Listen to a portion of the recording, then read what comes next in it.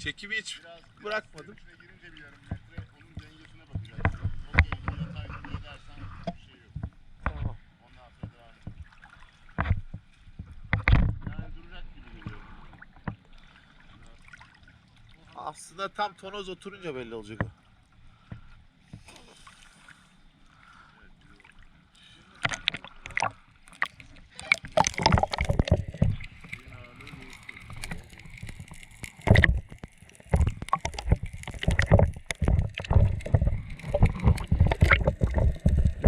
Yere bastım ondan sonra